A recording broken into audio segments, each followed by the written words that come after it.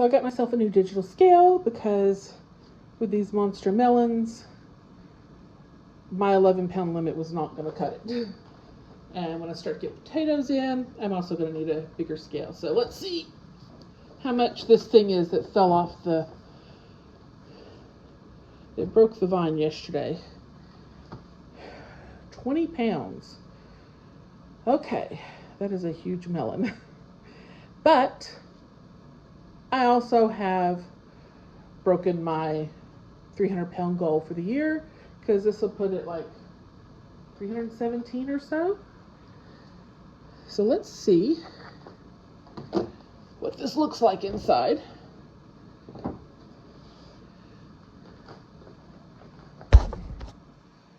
can't get any further away from this. Alrighty.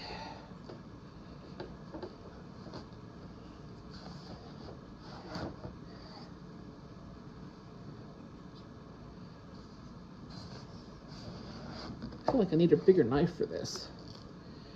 It is paler than the last one I had.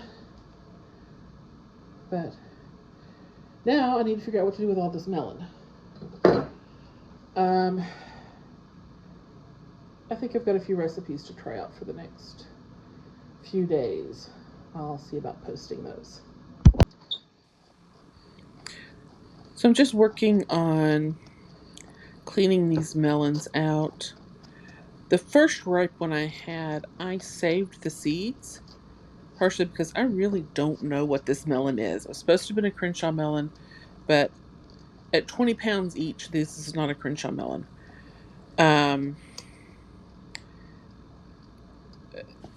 I'm not going to save these seeds because Julie's chickens really like the seeds of these melons. I've already made a melon rind jelly with the last one, so I will probably also take the green part of the rind to her chickens because they like that too. But I'm just kind of working on getting this cleaned up. These melons are very mild. Not super impressed with them. I mean, they're sweet, but for raw eating, they're kind of boring, which makes me a little sad considering how huge they are. Maybe if they were getting more sunlight, but their own vines are shading them so densely in that tunnel. But I've had this cooked on the grill. This is an amazing melon. I made the rind jelly with it, or preserves, and I also made a cantaloupe preserve with it using the orange part. Both of those really good and interesting preserves. But raw, not impressed. Which makes me a little sad because eating a melon raw is my favorite way to have it.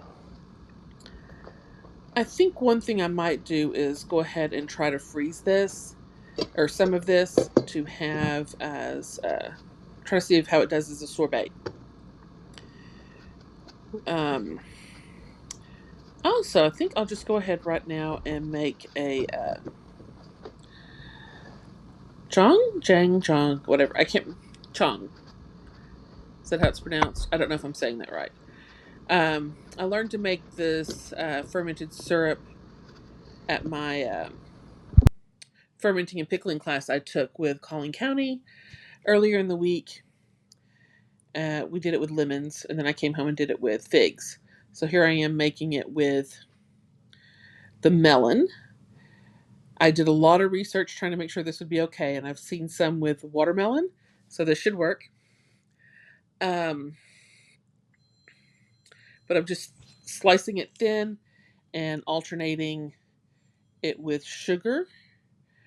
And this time I actually have a fermenting jar, unlike the other jars that I'd practiced with. I have the little glass weight.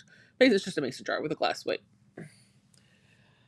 And I'm just layering these up and then adding sugar, trying to get it to get into all those little crevices.